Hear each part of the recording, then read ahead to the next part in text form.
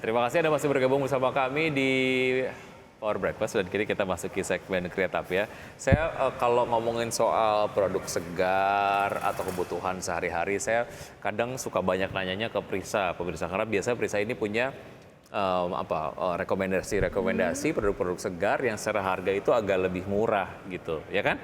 Karena Betul ibu-ibu sekali. biasanya jago untuk menyeleksi. Ya, di tengah inflasi yang sedang meningkat harga-harga kebutuhan pokok, kita harus selektif, harus pandai-pandai memilah tetap fresh, tetapi juga tetap aman di kantong. Betul sekali, dan ini kita di segmen Kreatif akan berbincang mengenai ulik potensi startup aplikasi belanja produk segar bergaransi ya. Kita sudah tersambung melalui video conference, ada Mas Ivan Darmawan, beliau adalah co-founder dan juga CEO dari Bakul. Selamat pagi Mas Ivan.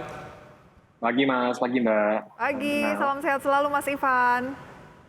Pagi-pagi. Baik. Oke, kita mau kenalan dulu mungkin Wiki ya. Ya. Bakul ini apa sih Mas Ivan? Ya boleh, mungkin saya perkenalan dulu. Saya Ivan, saya co-founder dan CEO dari Bakul. Jadi sebenarnya Bakul ini platform group buying untuk penjualan produk segar, khususnya di kota-kota di luar Jakarta.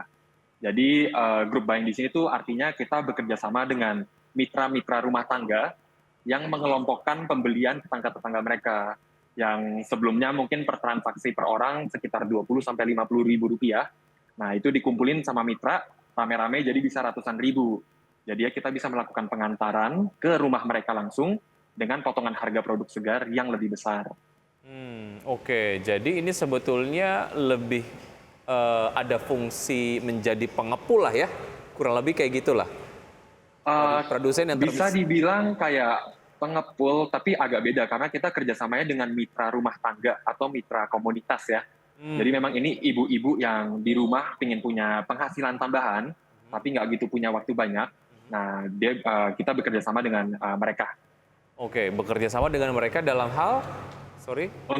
untuk mengumpulkan orderan dari tetangganya dan pengantaran ke rumah-rumahnya. Oh, oke. Jadi mengumpulkan orderan. Jadi misalnya kalau saya jadi mitra dari Bakul, saya akan tanya ke tetangga-tetangga saya siapa yang mau order ke Bakul gitu. Kalau memang udah ada beberapa, baru saya order ke Bakul gitu ya, kurang lebih ya. Betul, betul. Oh, Jadi oke. biasa sih mereka nawar-nawarinnya via chat atau via social media ya. Oke. Seru juga ini konsepnya begitu ya, memberdayakan masyarakat supaya bisa mendapatkan penghasilan tambahan. Oke.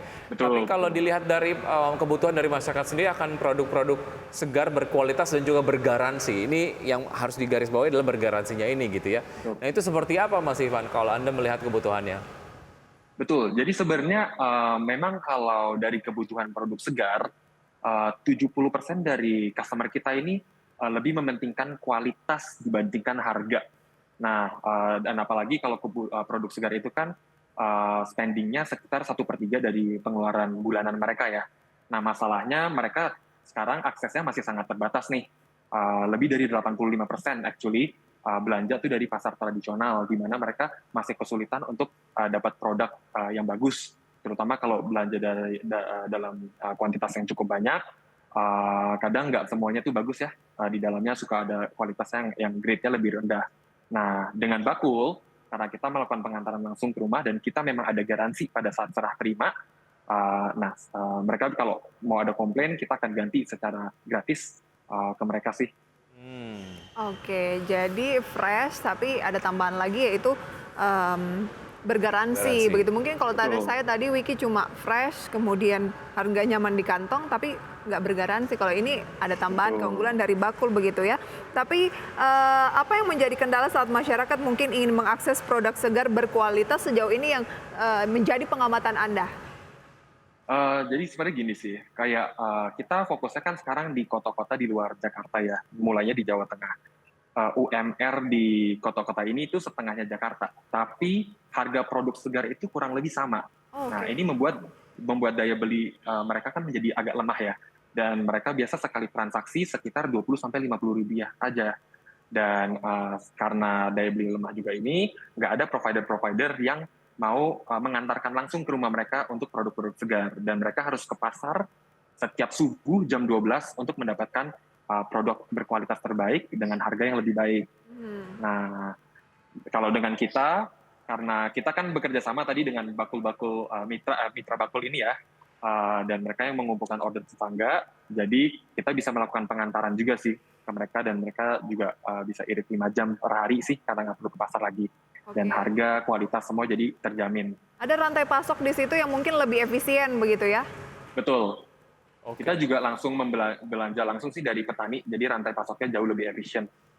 Oke, artinya sih bakul sendiri adalah penyerap produksi untuk kebutuhan-kebutuhan ataupun mungkin barang-barang yang sangat fresh begitu dari produsen, Betul. kemudian menyalurkannya lewat mitra bakul untuk didistribusikan lagi ke masyarakat sekitar begitu ya?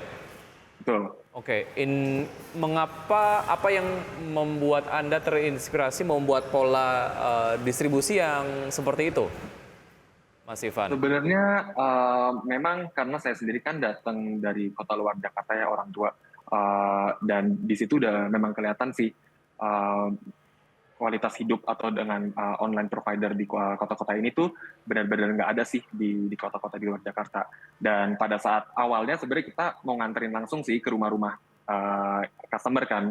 Cuman karena pembelanjaannya memang sangat minimal, maksudnya ya sekali transaksi hanya 20 sampai 50 ribu rupiah, ini membuat provider-provider itu susah sih kalau melakukan pengantaran. Nah, jadi kita habis kita analisa lebih dalam, kita menemukan konsep kemitraan ini. Jadi kita bisa lebih ya sekali nganter, ibaratnya kalau di satu perumahan langsung dapat semuanya ya, nggak cuma satu-satu kecil-kecil gitu. Oke. Yang menjadi pertanyaan saya juga, Wiki nih, Ya. kalau misalnya selain di kota-kota besar dan daerah-daerah lain, mengapa harga kebutuhan pangan fresh ini harganya hampir mirip? Apa yang menjadi kendala sebenarnya mungkin di petani kah? Atau seperti apa sehingga meskipun UMR-nya berbeda, tapi kalau berbicara mengenai pangan tuh harganya kok bisa beda tipis gitu? Oke, findings-nya itu mungkin Anda bisa elaborasi usai jeda berikut ini ya Mas Ivan ya. Sekalian juga Oke. membahas hal lain dan pemirsa tetap bersama kami usai jeda berikut, kami akan segera kembali. Ya, pemirsa terima kasih Anda masih bergabung sama kami di Kreatap dan kami masih berbincang bersama Mas Ivan Darmawan, beliau adalah co-founder dan CEO dari Bakul. Oke, kita lanjutkan perbincangan yang dipertanyakan oleh para ibu-ibu gitu ya, termasuk saya. Apa yang membuat harga kebutuhan fresh khususnya untuk pangan begitu ya, mungkin makanan, buah-buahan, sayur-sayuran begitu lebih cukup mahal ya bisa dikatakan di wilayah-wilayah di luar kota-kota besar atau hampir mirip harganya padahal UMR-nya berbeda. Apa yang menjadi kendala sebenarnya di petani kah atau di mana? Betul. Jadi sebenarnya untuk produk segar kan memang rantai pasoknya masih sangat tidak efisien ya. Dari petani sampai ke konsumen terakhir minimal ada 5 sampai 7 perantara paling sedikit. Dan harga ini yang mengontrol masih dengan penengah-penengah ini ya, atau biasa disebut sebagai pengepul. Oke. Nah, tadi kan juga kalau kota-kota di luar yang UMR yang berbeda tapi harga masih sama, itu juga karena pengepul ini masih menggunakan harga nasional ya. Contohnya kalau untuk cabai itu mereka saling komunikasi juga sih. Yang mereka ikuti adalah harga pasar, tidak mengikuti masing-masing standar dari kota masing-masing juga. Oke, masalah-masalah yang melewati pengepul-pengepul inilah yang 2 sampai 7 bagian yang mencoba diatasi oleh Bakul gitu ya. Oke. Dan kalau dilihat dari pola distribusinya sendiri, dengan mendistribusikan barang-barang segar ataupun produk-produk segar, setelah ordernya terkumpul itu otomatis akan mendiskon dari harga pengiriman sendiri ya, Mas Ivan ya, karena memang sekali order banyak gitu dan sekali antar aja nggak yang akhirnya bolak-balik begitu ya. Betul, betul. Oke, ya. Sejauh mana ekosistem yang terbangun oleh Bakul sendiri ini memberikan value juga untuk peternak ataupun petani sendiri? Tadi kan kita sudah bahas dari sisi konsumennya begitu ya, dapat mengakses produk-produk segar berkualitas, bergaransi dengan harga yang memang menarik. Lalu bagaimana dari sisi peternak dan juga petaninya? Value apa yang bisa mereka dapatkan? Betul, jadi sebenarnya nggak hanya konsumen nih yang merasakan keuntungan ya dengan adanya Bakul. Untuk petani sendiri juga ada 3 value utama sih yang mereka ikut rasakan. Pertama, karena kita beli langsung dari petani dan kita sudah menghubungkan langsung ke konsumen kita, jadi kan kita bisa memberikan harga beli yang lebih terjaga ya untuk mereka. Kedua juga pembayaran kita tuh jauh lebih terjamin. Kita sudah bekerja sama dengan ratusan petani dan banyak banget yang cerita mengenai gagal bayar dan mereka harus menanggung kerugian. Nah, untuk Bakul, kita sih pembayarnya dijamin 100%, jadi tidak memberatkan ke petani-petani kita. Dan yang terakhir juga untuk petani binaan kita ada program edukasi ke mereka untuk perencanaan penanaman. Karena sebenarnya negara Indonesia ini kan salah satu yang agrikulturnya paling besar ya. Tapi sebenarnya hampir 40% dari produk yang ditanam sama petani-petani kita itu terbuang, antara karena gagal panen atau memang kelebihan penanaman. Oke. Jadi kelebihan pasokan ataupun kekurangan pasokan ini akan mempengaruhi harga dan juga rantai pasok, sehingga ada petani-petani ataupun peternak binaan dari Bakul sendiri begitu ya, biar ini aman ya.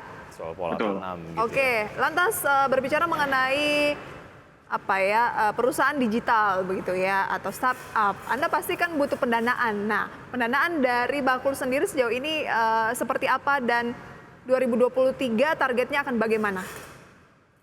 Betul, jadi sebenarnya di tahun ini kita udah ada seed funding ya, pendanaan tahap awal. Dan kedepannya kita punya rencana ekspansi yang begitu besar, dan kita bakal dominasi sih ke daerah sentral Java, dan ini akan terrealisasi juga dengan bantuan dari ratusan ribu mitra-mitra kita di Jawa Tengah. Oke, sejauh ini sudah di daerah mana saja? Sekarang kita masih operasional di daerah Semarang dan sekitarnya. Oke. Baik, oke, menarik. Mas Ivan, terima kasih sudah bergabung bersama kami. Semoga memang Bakul sendiri dapat terus membagikan value untuk masyarakat, apakah itu konsumen, ibu rumah tangga, ataupun mungkin petani dan juga peternak ya. Sukses untuk Anda, sampai jumpa Mas Ivan. Selamat pagi. Pagi, terima kasih.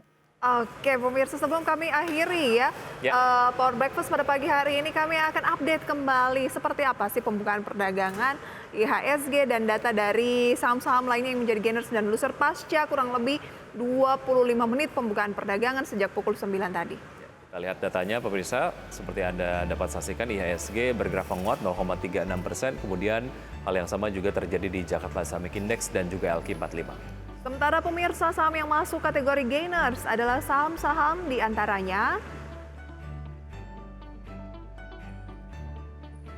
S Hardware masih unggul dengan kenaikan 7,29% di 515, BCA 0,88%, 8.575. Kemudian untuk saham Adaro naik 0,79%, 3.840, dan Mitratel mengalami penguatan di 765. Ya, saham-saham yang masuk ke dalam jajaran top losers diantaranya adalah ada MDKA, kemudian ada ADMR, ada BANK, dan juga ada BRPT.